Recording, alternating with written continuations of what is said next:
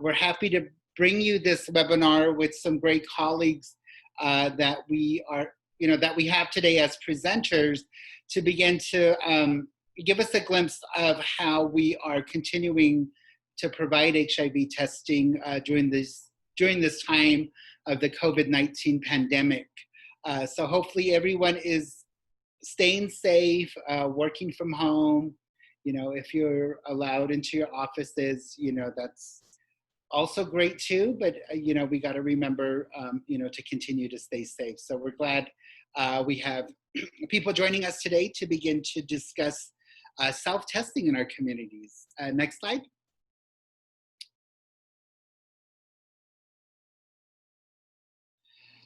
So we have two great presenters with us today. Our first presenter is Mr. Kunani Dreyer. Kunani is the LGBT Program and Capacity Building Manager at the Hawai'i Health, the Hawai'i Health and Harm Reduction Center.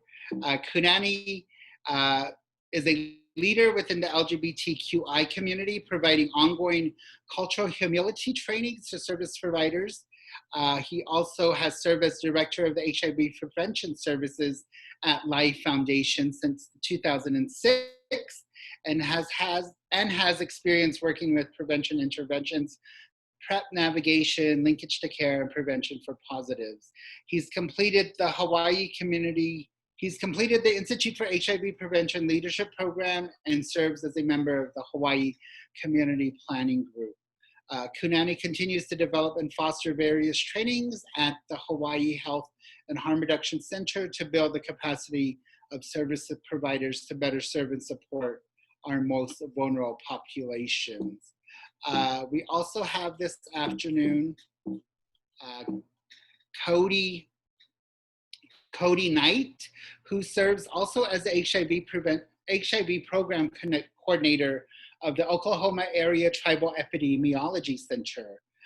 As the HIV Program Coordinator, he supports and works with tribal organizations to provide guidance and technical assistance surrounding HIV treatment and prevention policies, procedures, and other related inquiries as made by citizens, providers, and tribal leaders. Cody leads a team of staff responsible for program development, implementation, and evaluation. He also holds a Master's of Public Health degree from the University of Oklahoma Hudson School of Public Health, and is certified in public health by the National Board of Public Health Examiners. So we have two very great presenters that will be giving you presentations about self-testing primarily in their communities, but generally overall to help complement the services that they provide. Next slide, please. And I myself, I am Elton Noswood. I am currently a co-coordinator of the National Native HIV Network, and I'll go ahead, and I'm a member of the Navajo Nation and currently residing in Denver, Colorado. And Savannah? Good afternoon, everyone. My name is Savannah Jean. I work with the Albuquerque Area Indian Health Board as the STD HIV AIDS Prevention Program Director. I'm Navajo, originally from Burnt Corn, Arizona. If you can see my video, that's home back there. And for my relatives, I'm Twitzelhni, born for Hishkansoha. My grandparents are Katnasahni, and my Nulles are Lizatlana. I do not know what happened here. Okay. Great. And thank you, Savannah. Savannah and I will help to moderate this session as well. So we just wanted to introduce ourselves, and I introduced our presenters. So this is just an outline of what we'll be discussing within the time that we're together today. We do have an overview of the National Native HIV Network, a little bit of housekeeping, in terms of questions and answers, and then we'll go ahead and start with our formal presentations. At the end, we will have a facilitated discussion as well as some questions and answers with that. So next slide.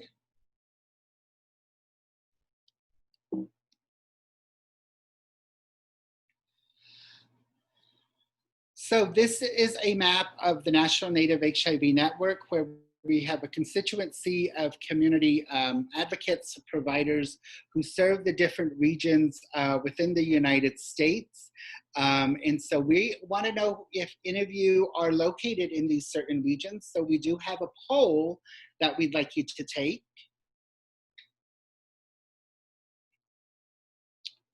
And that poll will pop up in a few seconds.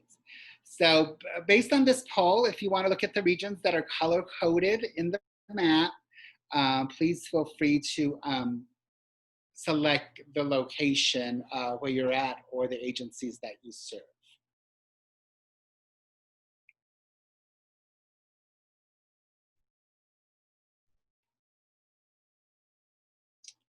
I'll give you a few more seconds.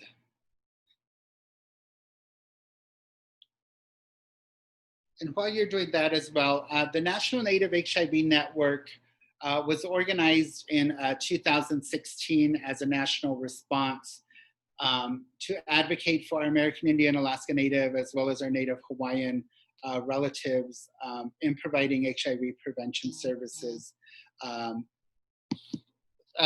throughout, the country and the agencies that we serve, but we also are supported by the Indian Health Services through the Minority HIV/AIDS Fund to help to implement this. So right now we have a core group of about 16 to 20 individuals that have been meeting bi-monthly to discuss some of these issues, and particularly now during this time, how we can continue the work that we're doing during the pandemic. So, it's a very interesting time, but I think we have a good core group that is allowing us to give some strategies. And one of those strategies is what we're presenting on today. So thank you very much to our network and to our partners. So here is our poll results. A majority of you are from the Southern Plains area. We have people represented in the Great Lakes, Northeast, Southeast, California, Alaska, and the Southwest. So it's a good median of individuals throughout the state, throughout the country. So it's good for us to know that. We do have representatives that represent each of the regions, and we'll be able to give that information out to everyone so you can be in contact with them as well. So thank you for participating in that. Oh, we have another poll. Okay, this kind of is going to help our presenters in knowing as well who, if you are offering HIV self-testing at your agencies. So feel free to answer that poll as well.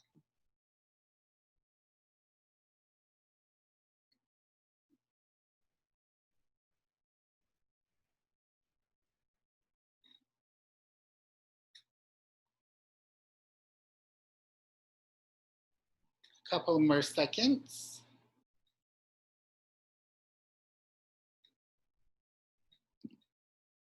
Okay, hopefully everyone was able to do that. Let's see what the results are. Ta-da! I like these polls. Oh, so 65% of our participants are not offering self-testing. We have about 20% that are, and then we have another 50% that intend to. So this is a great assessment for us, to know who is doing testing and who is interested in self-testing as well. So thank you for participating in those polls, which is very helpful for our panelists as well as the networks. Okay, next slide. So as mentioned, we will go ahead and have our presenters present on their programs as well as their initiatives for HIV self-testing. We are very honored to have Kunani join us today, all the way from Honolulu, Hawaii. Good morning to you and good afternoon to the rest of us. So I'd like to introduce Mr. Kunani Dreyer. Okay. Aloha, everyone. Can you hear me, Elton? Good. All right. So aloha kakahiaka, aloha uinala, aloha ahi ahi, depending on what time of the day it is, where you folks are located. It's 9 a.m. here in Honolulu. So we are happy to be here and to share a little bit about our agency, our programs, and our shift to at-home testing. So thank you for asking, Elton and Savannah. Next slide. Okay, so for me, for today, what I'm hoping to share and with everyone here is a little better understanding to our HIV testing services here at HHHRC, or Hawaii Health and Harm Reduction Center. Our response to HIV testing during COVID-19, because as we know, everything got thrown into the air and people had to adjust life. And then how we went about to actually implement our testing program, our at-home testing program.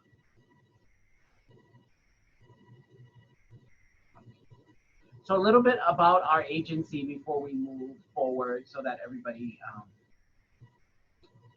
can get to know us better. But Hawaii Health and Harm Reduction Center, or what we say is HHHRC or H3RC, is a merged entity of the Life Foundation, which was Hawaii's oldest and largest HIV organization. We've been around, Life Foundation was around for 32 years. And then the Child Project, which is Hawaii's statewide syringe exchange program. 3 years ago, we merged into one entity, and we knew with both long histories, we weren't able to keep either or name without stirring up feelings. And so we came up with Hawaii Health and Harm Reduction Center. Also because we have expanded into so many more arenas of service that just being HIV or needle exchange focused in our name wasn't going to represent us. But our mission is long, but reducing harm, promoting health, creating wellness, and fighting stigma in Hawaii and the Pacific. And I will say that as an agency, we've been blessed to work with the 6 Pacific Island jurisdictions in ways, whether capacity building or actually providing services. And so that's been really exciting especially for me, over the past 17 years. But we focus our efforts on communities that are disproportionately affected by the social determinants of health. So people living with and or affected by HIV, hepatitis, drug use, transgender community, LGBTQ, and of course our Native Hawaiian community. Punani, if you could move closer to the mic. It's a little bit faint on my end. So Okay. you know. All right. I don't know. Okay. It's my camera, so I have to move the whole camera. Is that better? Yeah, a little bit better. Yeah. Okay. So, we live by at Hawaii Health and Harm Reduction Center. We have our core values, which of course is harm reduction, respect, advocacy, quality care, compassion, and integrity. You can check out our website to really read up on some of this. So our agency comes together, meets at the intersection around criminal justice, chronic disease, mental health, substance use, and houselessness. And what we know is that one person may come in here looking for a very specific service, but for most of them, they're impacted by many of these different factors. And so as an agency, we're able to support each individual with many services in a way that kind of a one-stop shop. And if we aren't able to support them, we are linked with the community and community resources to get people the services and support that they need. Okay. So here's a list of our services that we do out there, but specifically with what's going on with this webinar, our HIV, Hep C, and STD screening, we have PrEP, we have case management and care coordination for those who are living with HIV or Hep C, and patient navigation. And then, of course, prevention around outreach, syringe exchange, and other services like that. So innovation, is part of what we're talking about today. And I think part of what's innovative for our agency is that we do have a fixed location that's open from 8 to 5. However, we are out there on the street in the community where the people are, and we take our services out to the street, including HIV and Hep C testing, syringe exchange, wound care. We have a nurse that's out in the community doing wound care twice a week. So I think when it comes to innovation, we definitely want to make sure we meet the community where they're at in a way that they're open to receive the services. Okay. So here, let's start with testing, since we're talking about testing, right? What testing looked like for us pre-COVID.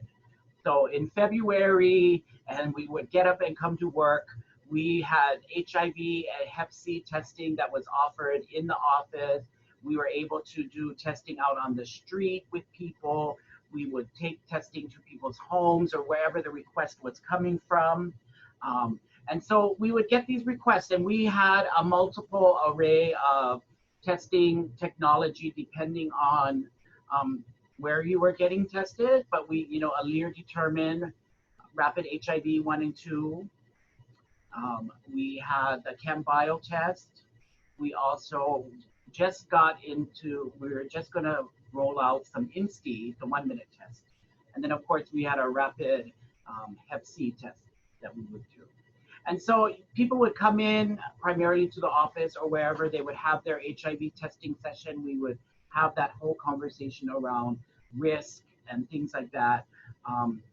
Try to determine what kind of support or resources or referrals this person would want based on their results, and then we would link them to those services. And it was easy to do, especially for island people. We are physical people. We like to be in the presence of the other person. So coming in to have this conversation or having this conversation with them on the street or wherever it may be, what is natural for us, right? This is how we function. And so this is what testing would look like pre-COVID-19. So here, we know that COVID impacted various states and locations in different ways at different times. So this is a little snapshot on what happened here in Hawaii. So in January, February, people are starting to talk about this, and the conversation of that it's going to come to Hawaii is has started to happen both on the government level, within our agency, within people's homes, in the community. And so our agency outlined a contingency plan for COVID-19 should, depending on what was going to happen and as it happened, and we were on this little 3-level rollout. Level 3 means we're going to close work from home type of thing. So on March 23rd, our governor issued the stay-at-home order. And everything kind of went out the window at that point. On March 23rd, they issued the stay-at-home order. Our agency, it came to level 3. And so everything changed here just in a matter of a second, right? In a matter of a day. And we were moving to limited clinical services that were going to be by appointment only and only a real short window. We moved all our workers that didn't need to be here because of clinical services to work from home. And all our case management and other services went to move to telehealth. And our stay-at-home order started on March 25th. Now, as an agency deemed essential, we were allowed to still open and function in the capacity that we wanted to. We all got letters from the Department of Health saying we could be out in the community doing the, it was okay for us to be out and we weren't going to get into trouble. But we, safety of our staff, safety of the community, we didn't want to just function as normal. So we closed our office in that sense. And what happened was there was only one place on Oahu that someone could go get testing, HIV testing. We continued to get requests and phone calls about, are we doing testing? Are we doing HIV testing? We would get phone calls, we would get it via internet outreach because we were still having that happen. And so we started to really think it's time to roll out at-home testing. And so that's where our conversation really started to ramp up. Okay, so right, things that make you go, We wanted people to have access to testing services. We wanted people to know their status. We wanted to still make all of this available to them. And we're trying to figure, well, how do we really make this happen? And we just didn't want to shut the door on the community. And the other thing we knew through internet outreach, right, on Grindr, Growler, all these apps, these GPS apps where our community is going to meet other people for social reasons, they were still really active. The COVID, our shutdown, our stay-at-home order did not slow down. It didn't seem like it was slowing down the activity in the community. And so we were like, well, we still want to make services available. So it just so happened in February, before COVID-19 and before this all happened, we decided that we wanted to have some at-home rapid HIV test kits available to provide to the community that wasn't going to come into our office, that were in these rural areas that, you know, getting into Honolulu was hard. For the work that we do on the neighbor islands with our syringe exchange clients, they're in communities that will not go to the agency on that island. So we were already in the process of rolling out at-home test kits. And so thanks to our wonderful partner at OraSure, Kay Dendy, she let us know that there was, you know, a promotion happening in February, and we decided to order some test kits for that purpose of making testing accessible to the individuals that, you know, weren't going to come into the agency just on their own. And so we had a little stockpile. I shouldn't say stockpile, but we had you know, about 100 test kits that we had ordered to do this. And then COVID arrived. So we had the supply of test kits. It was time for us to ramp up this conversation of what it would really look like. And so we decided then to start to develop our program more so in response to COVID-19 and making sure our community was able to access testing services. Because for the first few weeks, all the phone calls we were getting, we were referring to Waikiki Health, since that was the one and only location. People could just, you know, go and get HIV testing and screening done. And so that was important to us, that we were able to respond to what we really saw as a need for our community. So we started to develop what this would become to be our at-home testing program. So we want, you know, as we were having these conversations, we wanted to know who are we going to test, and then how would we offer that, or what were we going to offer, and what would that look like? Where are we going to do this, and how? Since traditional testing and actually having that physical counseling session or that physical meeting with someone is not going to happen anymore, how do we still ensure pre and post counseling is happening? How do we ensure the linkage and referrals are happening? How do we incorporate and make sure safety, right? How do we coordinate someone and support someone who may have a reactive result or a positive result based on that at-home test? And how do we coordinate all of this between the client, our person in the community, our staff person who's going to be doing this, within the agency, and all of that? And so we started having these discussions to outline these bullets. And then from there, we wrote up our policy and procedure on how to do this, which includes request and triage, because there's multiple people that would be involved in this whole process, right? So we have to really outline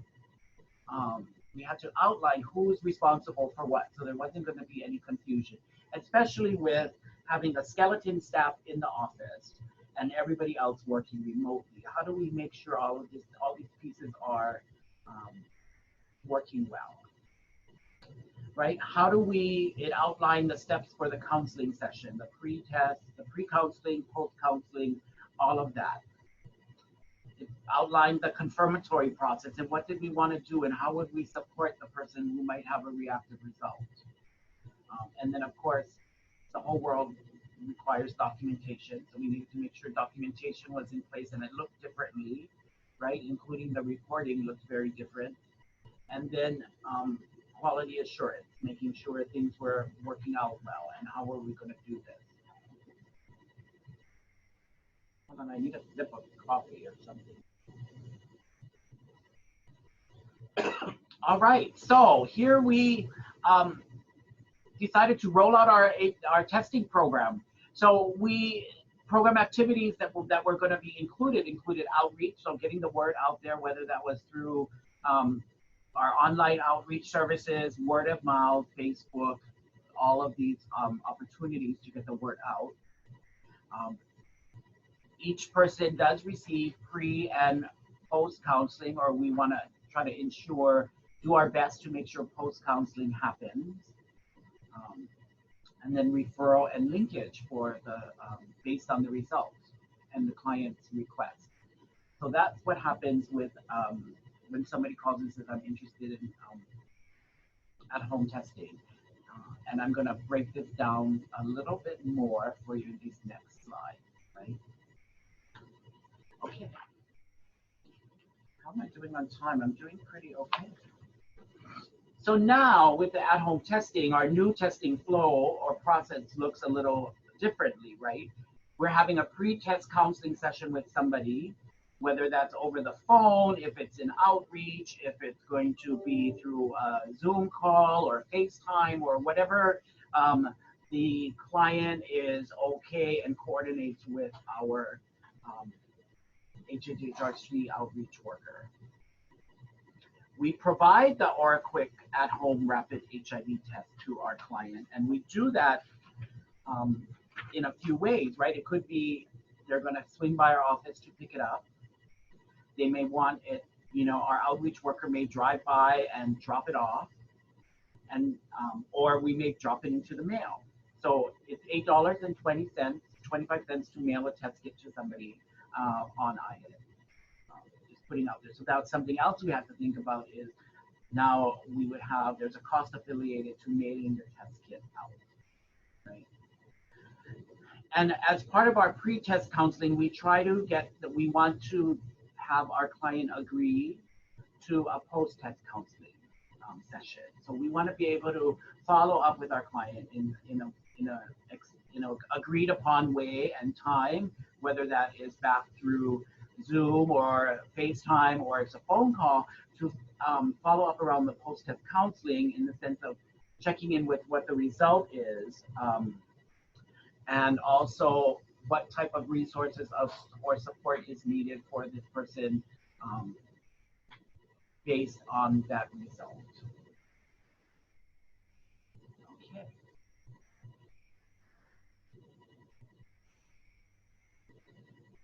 So in our counseling session, which is now split up, these are some of the things that we want to make sure that we're included in each of the sessions. So getting informed consent, we have to, that's through the state of Hawaii Department of Health, we have to have informed consent when we're doing testing. And even though this is an at-home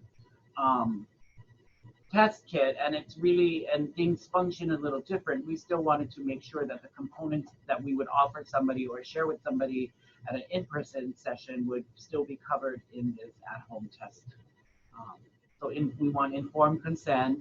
We talk to them about how to use the test, how to administer the test, right? The steps of what it's really going to look like. And I have to say that the OraQuick at-home test kit really comes all set up, and it's really user-friendly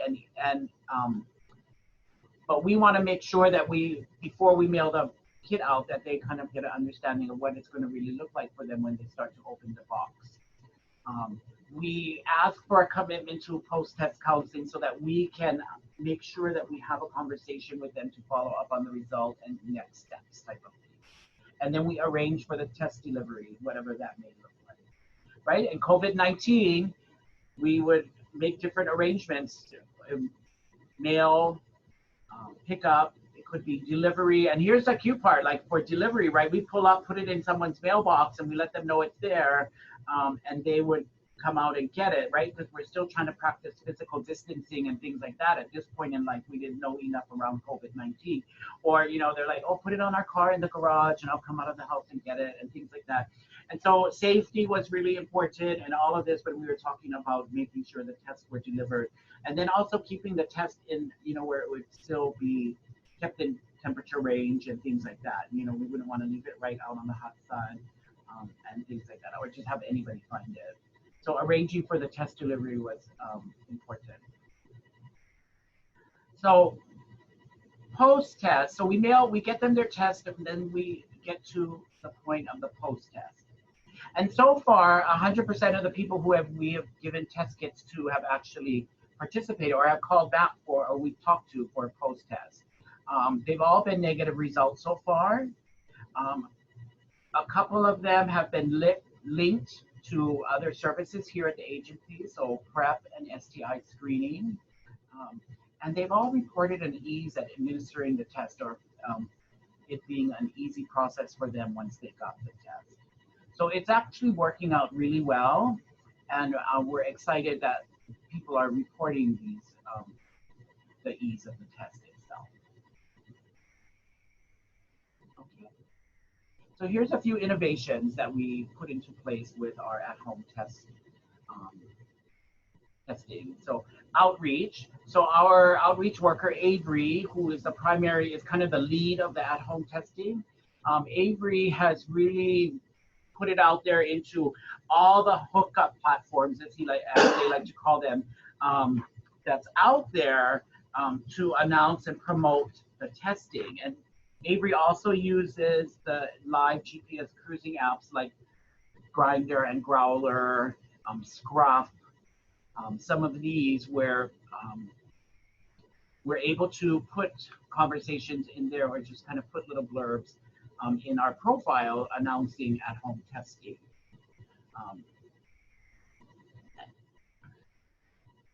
I'm trying to eyeball. I see a question in the chat box about how many people have used the at-home test kit. So we've only actually, because we just started doing this about 3 or 4 weeks now, I think the number is, it's not very big. It's about maybe 20 so far.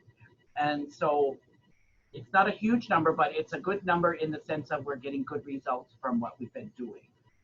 But we're on now, I think what is today's date? So we're 1 month now into using at-home test kits. So definitely, you know, putting it out there through outreach, and then also we were using Facebook and our Instagram for agency. Communication, so Avery was using Messenger, email, text messaging, things like that in order to communicate with our, you know, along with phone calls once someone said they were interested in getting a home test. The pre and post counseling, definitely. I think innovation of the delivery of the test kit. I don't know how many, you know, like Uber Eats, you just pull up and you drop off the test kit at their doorstep kind of thing. And then with our reactive results, we came up with a really nice, smooth process to get somebody who may have a reactive result in order to get them into our agency for rapid ART and link to case management if needed. Okay, I think I have 2 more slides. All right, so, right, what happened, right? So we threw it out there on social media. We threw it out there through our agency newsletter.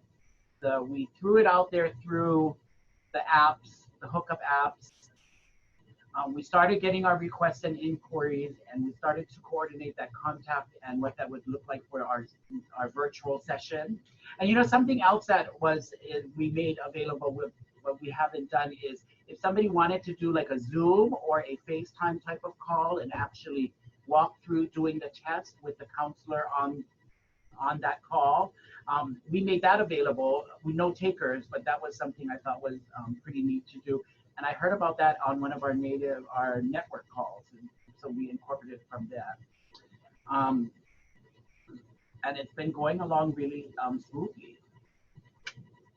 So, Savannah.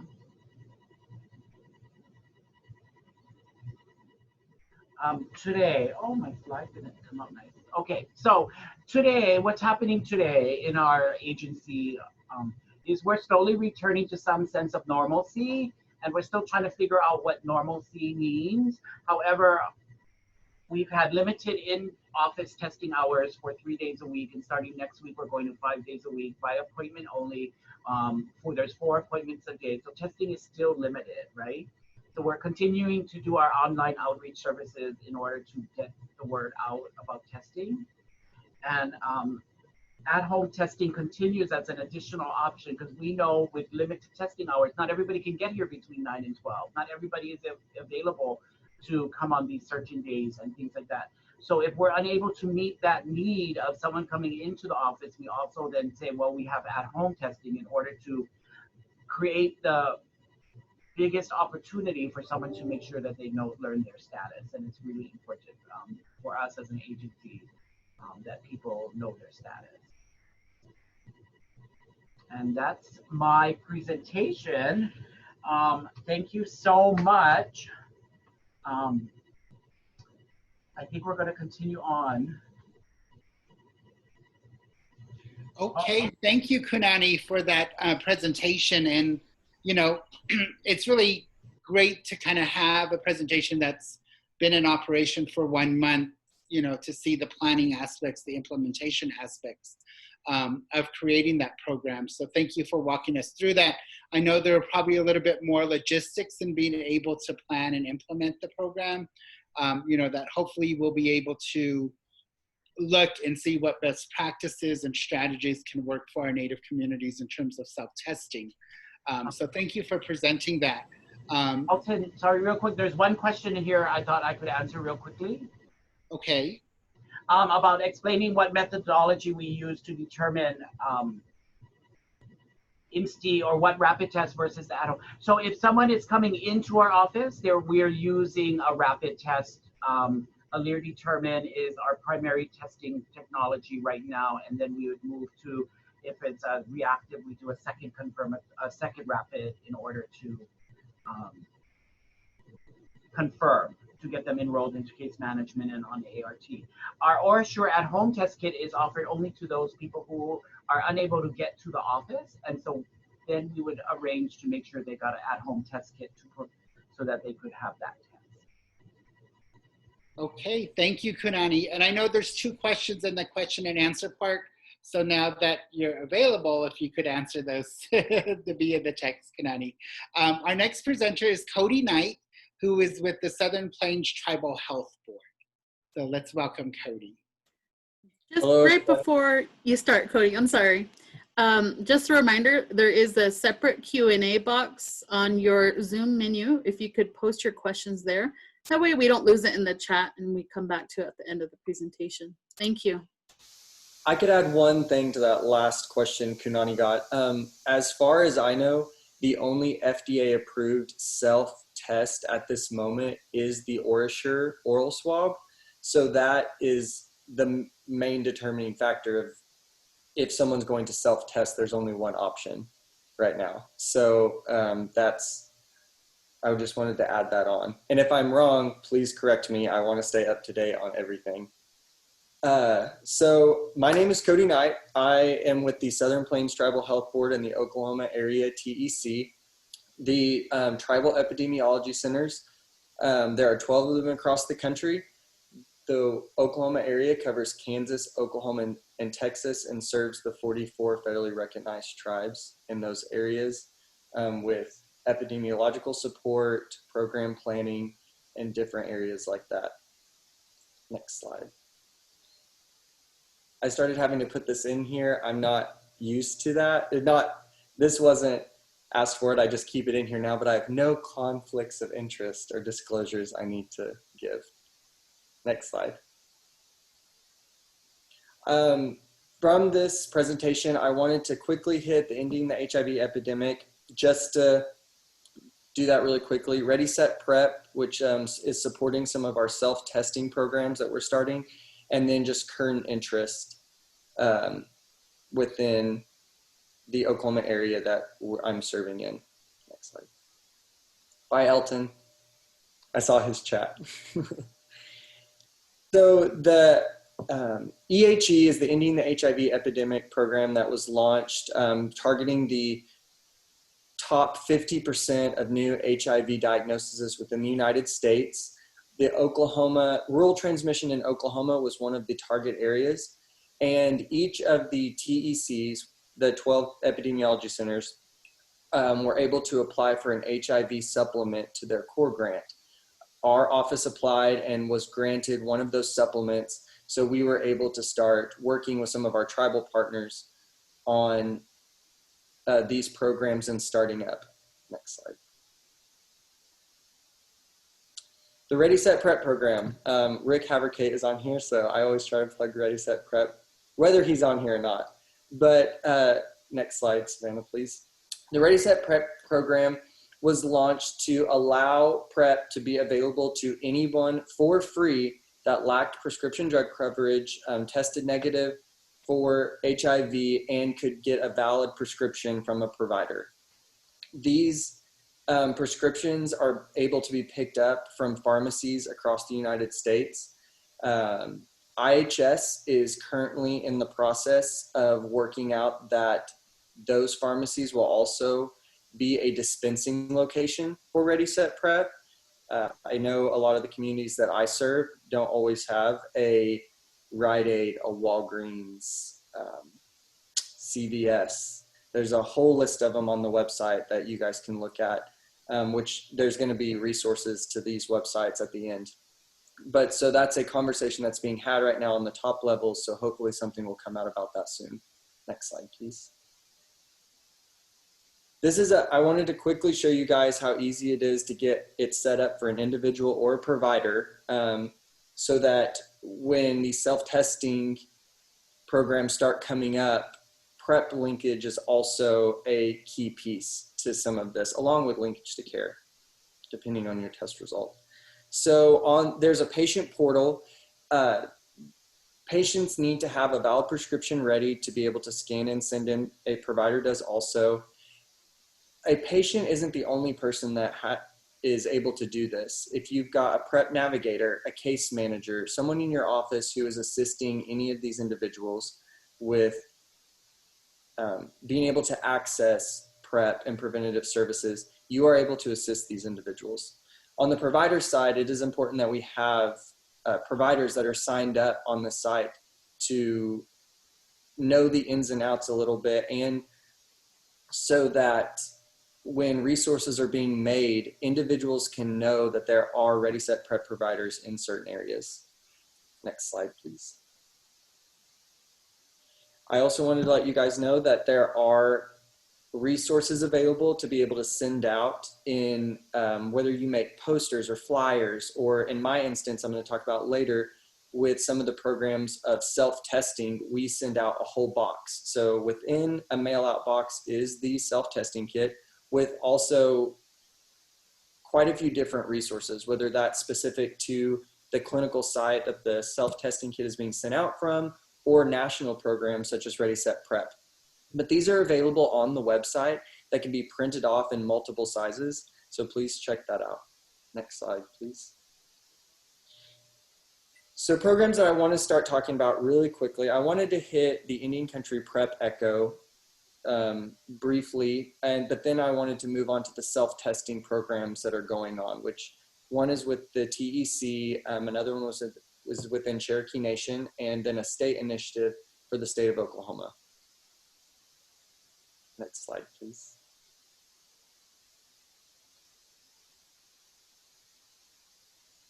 Can we go back one more? Oh.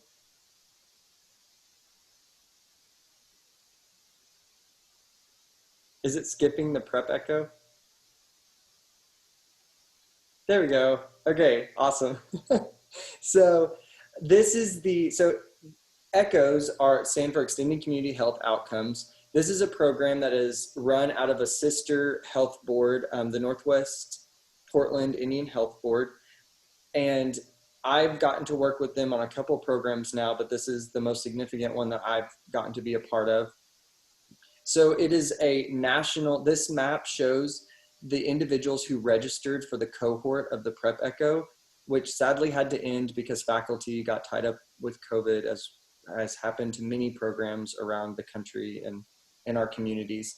But this was hosted by faculty from across the country to talk about how they've done, how to initiate PrEP, who's eligible for PrEP, anything like that.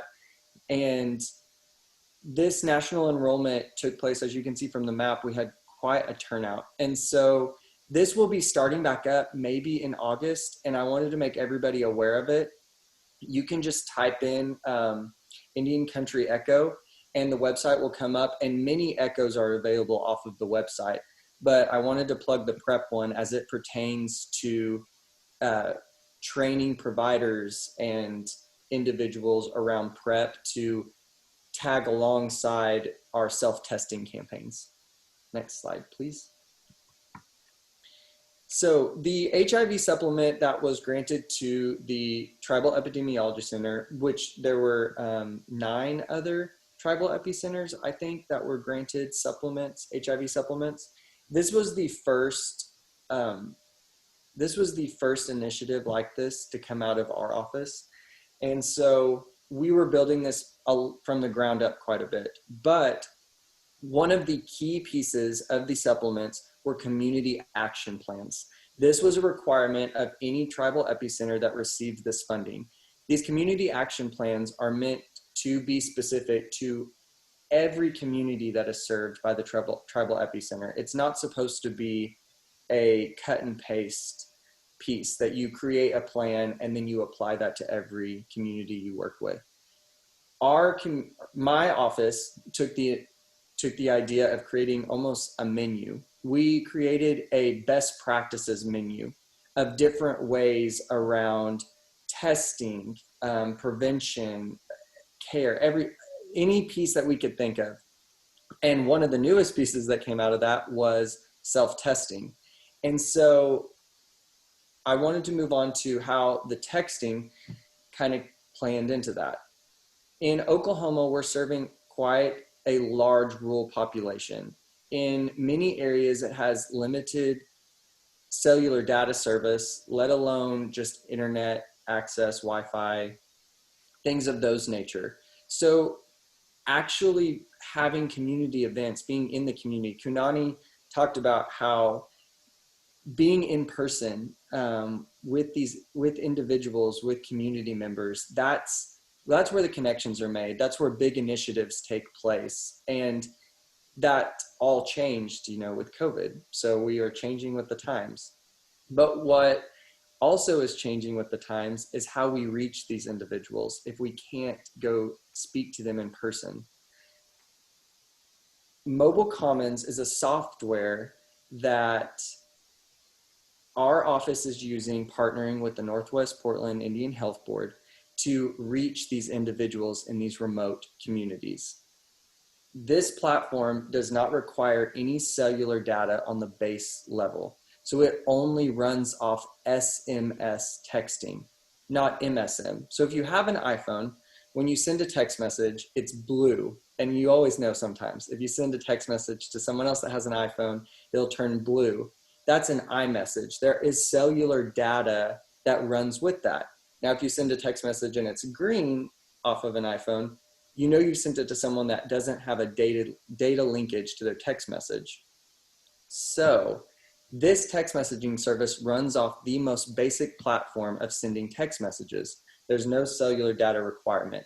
So within the rural communities of Oklahoma, we can send information back and forth to individuals that are in these remote areas. On the testing outreach piece, this initiative uses the texting platform to allow people to text into a number. Savannah, I'll talk more about that. I want to get more details with a specific community. So texting and the testing outreach, people are able to text into the number and request a test kit.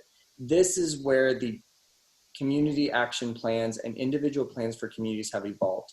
The basic piece of it, though, is that someone can text in to request a test kit.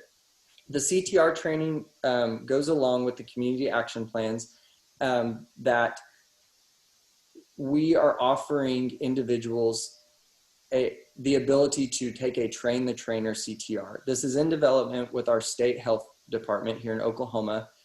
And that is also going to be a piece, because when these text messaging initiatives are launched in the communities, we want the communities to be the key piece of running this technology, running these outreaches, making those connections with community members. So that is a key piece. Individuals that are going to be working with this text messaging and testing outreach system should have a background in CTR, which is counseling, testing, and referral. That's pertinent to HIV prevention. So the next is PrEP navigation, another key piece. This training is actually launched by, oh gosh, is it what I want to say HHS or IHS? Rick Haverkate will be able to answer that question for me in the chat, I hope. But PrEP navigation, there's an online training now available for individuals to take. We are recommending that people who are launching this texting system and going to be running this out of communities have some background in this PrEP navigation. It's a course that you can run through online, and it's very pertinent to be able to offer the full support of this self-testing outreach, because you're going to have to communicate quite a bit, not in person. And we want everybody to have a good background with prevention methods. The tribal partner coordination with this is we always want to make sure that when incorporating a technology into something such as HIV testing, that is, for up till now, best practice has been in person, has been able to counsel the individual, sit with them for the test, talk to them after the test, talk about STI prevention in the downtime and PrEP navigation, those kinds of things. In the tribal partner coordination, it is important that as the tribal epicenter, we're not only trying to show that there's access to a program like this, but also that you are able to support the programmatic planning and infrastructure to go along with this in your communities. My organization does not offer clinical care. We offer epidemiological support and program planning, which is different from the organization that Kunani works with. So I'm able to offer these program plans and help implement them, support them with infrastructure building, test kit ordering, all those pieces. But the actual clinical piece is run by our partners. And so that's an important differentiation between the organization Kunani works with and the organization that I work with. So on my side, the tribal partner coordination is very important, because we are trying to offer them the support until programs like this can be built and solidified in our communities. Because Oklahoma, especially in our rural areas, is very barren when it comes to these HIV programs. And that's what we're trying to change. Next slide, please. So specifically, one of these plans that I've had the great pleasure to work with is the Cherokee Nation HIV Elimination Project. So this project originally evolved from the EHE, the Ending the HIV Epidemic, as one of the pilot programs. I was able to come on with this program as epidemiological support and program planning, and has now evolved to one of the main pilot testing sites for the self-testing programs that we are looking at as an organization. So this community project, the Cherokee Nation HIV Elimination Project, started with a large marketing campaign that was billboards, digital sites, community outreach plans. That all changed, and that all changed with COVID, as did the emergency room and urgent care opt-out screening. There was also plans, pharmacy PrEP intake, or pharmacist PrEP intake. This was a cooperative agreement between the providers that offer PrEP within Cherokee Nation and the pharmacists that were able to do PrEP intakes. These are all key pieces that were going on in this campaign when we had to pivot because of COVID-19. And the pivot of self-testing had to take forefront over some of the other screening programs that were going on with this big program. So Cherokee PrEP was launched which is the texting program. We also added a new name, Cherokee Prep or Cherokee Text. You can text in that name to the number 97779, and you can be linked to prep providers, prep information, or request a test kit. At this time, we are currently sending out test kits to individuals. These are created in a box. I wanted to show you guys. So we are literally sending out test kits in a mail-out box that individuals can request by putting in their address and their name. To get to that point in the text messaging system, we have 3 levels of consent of saying, 1, you are asking us to send you a test kit. 2, you are over the age of 18. We do understand that HIV screening is done with individuals under 18, but here, right now with launching this program, 18 and over was who we are allowing to access this test kit. And 3rd level is the name that you wish to have on the package, or you can leave it blank, and then an address to send to. So that's the level. So right now in this testing box, individuals will get the OraSure test kit that Kunani showed everybody, and they will also get information that links to PrEP navigation, linkage to care, STI prevention, as well as a postcard that has,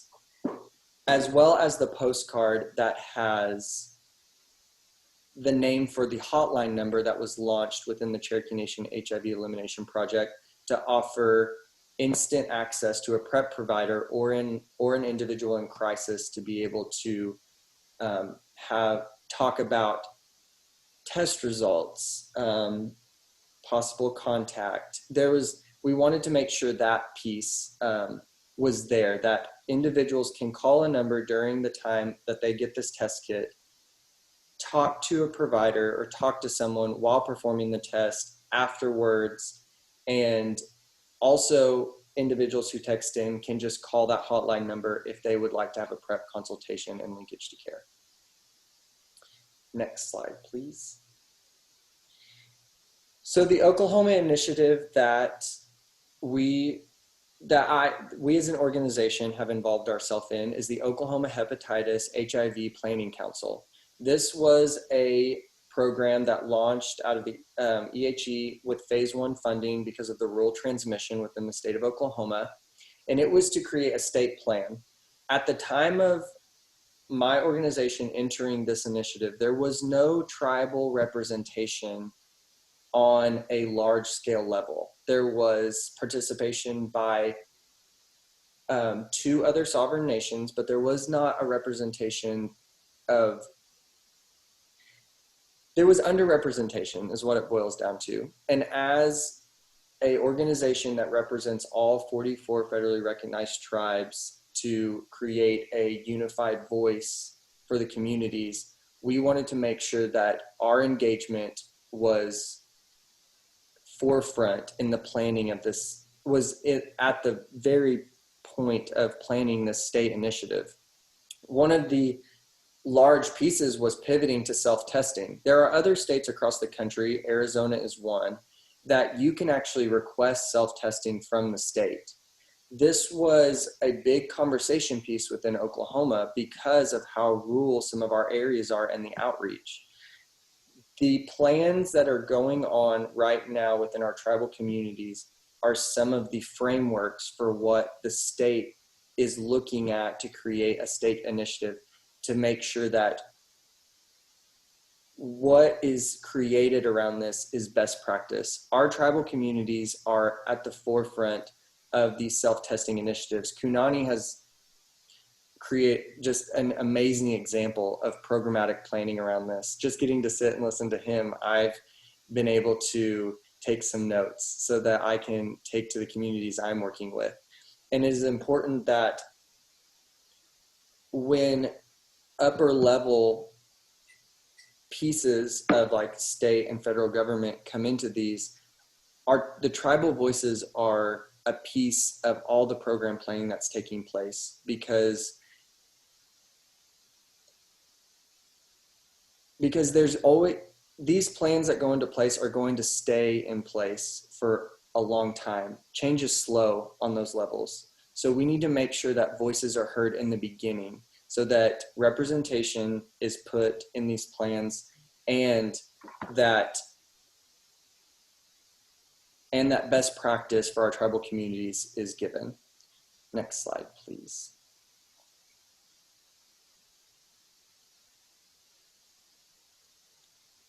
So I don't have anything else specifically, but I wanted to make sure there was plenty of time for questions. Is there, let's see. I see that Rick raised hand earlier during your previous slide. So Rick, you're able to unmute now. Yeah, hi there. I wasn't sure what I was doing earlier. Sorry for the confusion.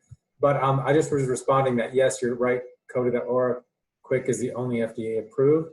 And the PrEP Navigator series is co-branded by Indian Health Service and the Northwest Portland Area Indian Health Board. And the third session, the third course out of 4 dropped today. The last and final course will drop sometime in mid to late July.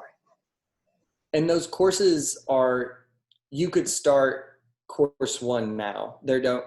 You didn't have to start when you first launched it, correct? You do have to take them in concession or 1, 2, 3, 4, but someone right now could go and start course 1, correct? Yes, that's exactly right. We wanted to get them out there so people have them. The CME, CNE, whatever credits you might need last for 1 year. So when we drop those in March, you can take them up to March 21 and get your CNE. But they'll last forever. But yeah, you're designed to take 1, 2, 3, 4 in that order. We just couldn't possibly get them all done at the same time. So thanks for your patience and understanding that we're getting them there. But take them now. Start with course 1, and then if you finish them early, course 4 will be there shortly. Awesome. I wanted to make sure everybody knew again that this presentation will be sent out PDF. So all of the resources that are linked on here, or if you need to use it for reference, will be available to you. Because there are websites, and as Savannah has up here. Deborah's, there is another question. Are services open to AIN only or to everyone in the community? So speaking specifically about the Cherokee Nation HIV Elimination Project, the decision was made to launch the campaign in all of the zip codes and counties that are covered by the Cherokee Nation. So within the borders of the Cherokee Nation, individuals can access the text messaging system. So that right now is how the program is running. There may be changes in the future, but as of right now, with everyone within the campaign jurisdiction is covered by the campaign. Thank you, Cody, for your presentation. As he mentioned, we will be sending out the link to this webinar, and we have also recorded the webinar to have it available at a later date to watch and refer back to. These resources were provided by IHS and Rick Haverkate, and also I see that Greater Than AIDS also released an email today stating that they will be providing 10,000 free self-testing kits.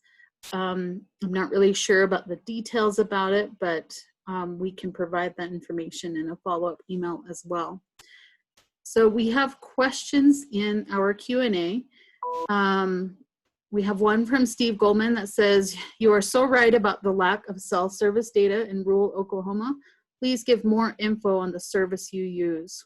What is the name?" So there is no specific carrier for the software that we're using. The software is called Mobile Commons, MobileCommons. Mobile Commons is just a software that sends out, it's not specific to the carrier of the individuals you're reaching out to. Now, depending on what carrier and cellular plan that individual has, can determine whether you can reach them via MSM or SMS. Oh gosh, I get all flustered with the acronyms.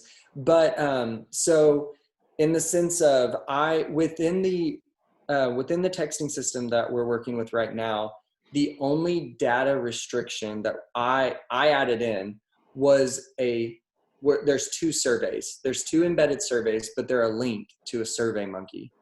So that does create a data limitation. The basic service, though, is just standard text messaging. So it doesn't matter what carrier the individuals have. It only matters that they at least have, 1 bar of service. I think most of us have gotten a text message out with maybe 1 bar of service. So that's the main piece. Okay, thank you, Cody. We also have just a note from Ricardo Mendiola from OraSure. Just want to provide additional information from OraQuick that can be used to also promote social distancing, and his contact information is in the Q&A under the tab that says dismissed. So his email and phone number are provided. And then I see Konani answered the questions that we had earlier from about the informed consent and how to document it. And then also for the post-testing, what happens if they do not go through the post-test commitment? Are there consequences or failure for this commitment to be repeated? So those questions are answered in the Q&A. Really quickly, so there is no penalty if someone does it. If they say yes and they decide not to, or we're unable to contact them for the post-test counseling. I mean, we try to make everything as available and to be as supportive as possible, but sometimes clients may not want to engage. And so we understand that. So far, we haven't had that situation, but we definitely don't want to create a barrier to someone getting a test. So we try to, if they don't want to talk to us afterwards, we try at least in the pre-test counseling conversation, where would support come from for them, whether it's a family member, a friend, or something like that, just in case they needed support. So we don't want to shut the door and just say, well, sorry, you're not going to get a kit, but then explore other avenues of support. Thank you, Kunani. And thank you, Cody. So that is the end of our webinar today. You will be linked to a short evaluation on Google Forms that'll come up once we end the webinar. And also keep an eye out for 2 webinars that will be coming up in August, which will be on PrEP, and also in July will be PrEP. And then we have a second webinar in August that will be on harm reduction. So that information will be sent out. If you have agreed to be part of our mailing list, that information will come to you. I believe we have another question in the Q&A. Oh yeah, she got it. So if a person tests negative, are they linked to services such as PrEP? So on the services that we're working with, the individual will get PrEP information within their box when they receive it. And there's also access through being able to text back into the system and using the 1-800-PrEP-STI hotline number. So there is not a direct linkage because this person is self-testing, not within the clinical site. Direct counseling is not done. Kunani has a great program running with that, with the pre-counseling, I think. And I really want to hear what he has to say about it. So result-based linkage and referrals is really important. So people who test and the result is negative, we just sitting here at this call, I was talking with our with another staff person here, and we were talking about now we really want to include, other things we want to add to the envelope that has the test kit when we mail it out. But we do talk about PrEP, and we've actually had a couple of the people who did at-home testing set up PrEP appointments with us. And the PrEP appointment was an appointment that we were still offering during the whole COVID.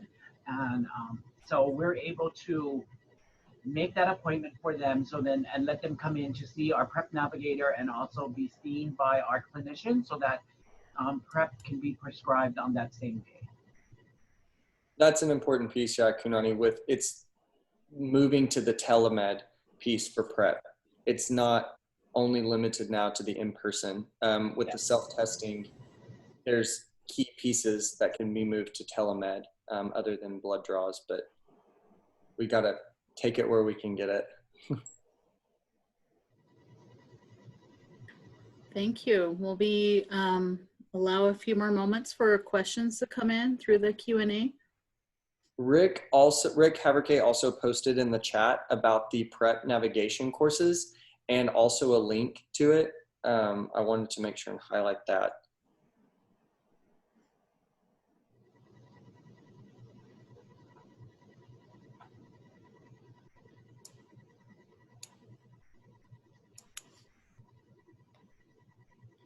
I always say, as an introvert, I'm very comfortable with silence, but it's a different game when you're on Zoom.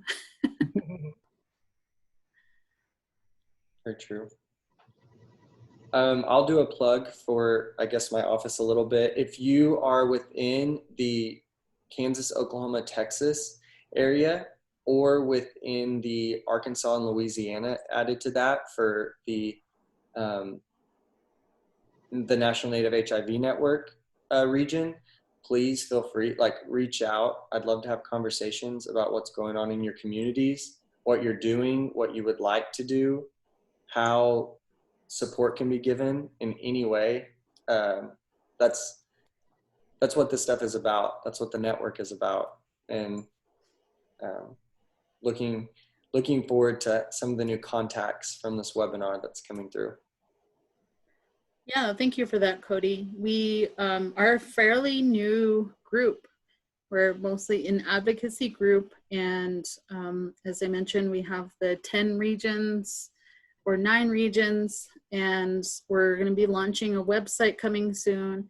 We've also started to organize and coordinate the National Native HIV Awareness Day, and then getting involved in some of the other HIV events for Native communities, our Native Hawaiian relatives as well. I see another question. Cody, can you share your contact information, please? If you want to type your answer in there, Cody.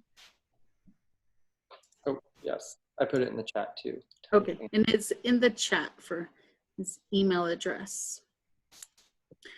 And we will add individuals to our mailing list and share your information with your representatives in each of the areas. Each area can have up to 2 representatives at this point.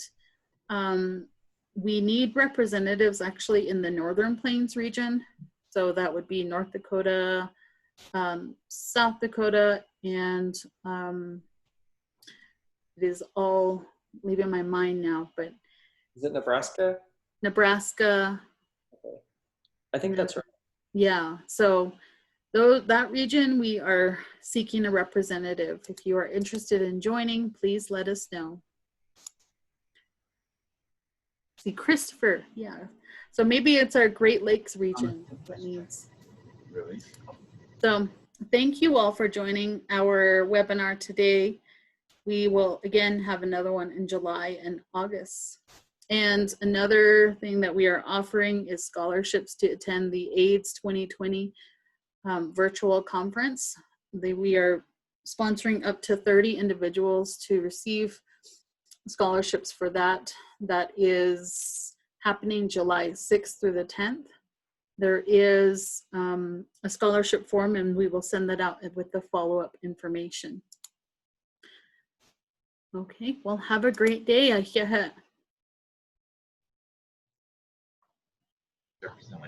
mahalo. Thank you.